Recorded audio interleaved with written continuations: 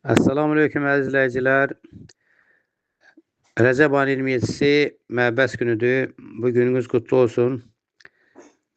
Məbəs hərfən göndərilmə və vəzifələndirilmə deməkdir.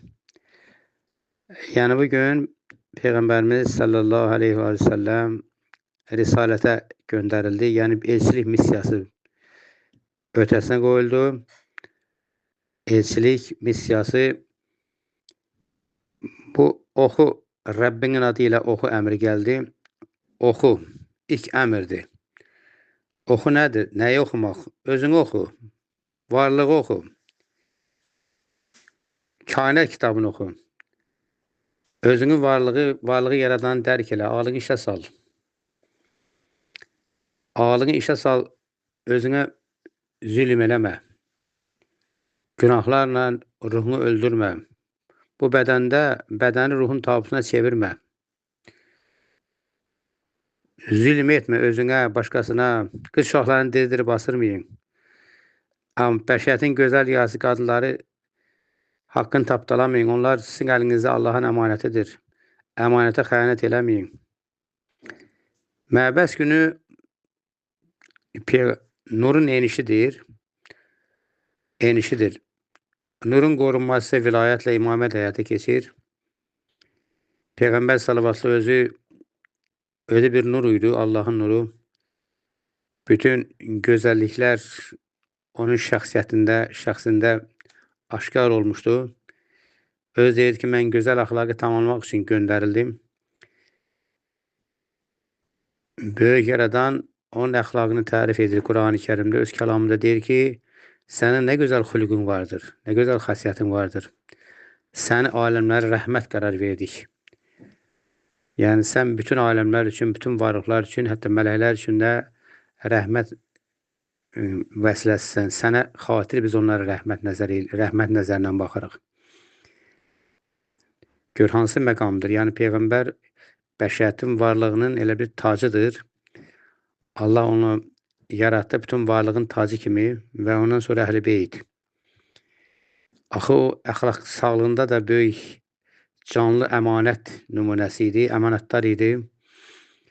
Elə belə deyil ki, Şeyx Nizami böyük məhəbbətlə Peyğəmbər haqqında nə deyir? Yolunun torpağı olan başımız dəyməz başındakı bütükə yalnız. Bizim başımız sizin yolunuzun torpağıdır ya Peyğəmbərdir. Bizim başımız sənin başındakı bütükə dəyməz. Gör, məqama bax, ha. Dədəl Əskər deyir, həqiqətdən iki gözəl sevmişəm. Birisi Məhəmməd, birisi Əli. Həqiqət gözəli, mərhəmət gözəli, bütün gözəllər ondadır axı. Və ondan sonra imamətin, vilayətin rəhbəri İmam Əli əleyhissalamdan söhbət gedir. Bütün bizim klassiklərimiz, söz əhli, hamısı böyük məhəbbətlə yazırlar Peyğəmbər onun əhli beyti haqqında. Hira mağarasında bir nəfərə vəh gəldi. Əslində qalsa, bu bütün bəşəriyyətə bir çağırış idi, haqqın sədası idik. Bütləri sındırın, təkcə zahiri daşları, bütləri yox, Allah'a şərik qoşmayın. Eyni zamanda qəlbinizdəki bütləri sındırın. İnsanı Allahdan uzaqlaşdıran bütlər var qəlbimizdə. Vəzifəpərəstlik, pulpərəstlik, məqampərəstlik və s. İndi nəfs ana bütdür də bu dəqiqəm. İnsanın qəlbində nəfs ana bütdür. Mən özüm yazmışam ki, bir şeirimdə ayağa dəyən daşın hesabı vardı başdan. Nahaq əziyyət çəkər ayaq başın yerinə. Deməyin qurtulmuşuq bütlərin ağuşundan, nəfsimiz ana bütdür, indi daşın yerinə. Yəni, indi daşları Allaha şərik qoşmurlar. Söhbət nəfsi, ana bütü şərik qoşurlar. Yəni, insan öz nəfsinə pərəş eləyəndə əlbəttə Allaha pərəş elə bilməz. İnsan özünə pərəş eləyir, öz nəfsinə pərəş eləyir. Orada Allaha pərəşdən söhbət ola bilməz. Əlbəttə, bu gün Məbəs bayramı bizim hamımıza bir çağırışdır. Bu çağırış bugün də qüvvədədir. Bəşər həqiqətə təşnədir, bəşər zülm içindədir.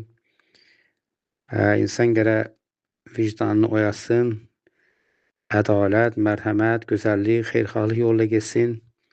Çünki İslam elə gözəllikdir də. İslam gözəl əxlaqdır. İslam din məhəbbət, məhəbbət dindir.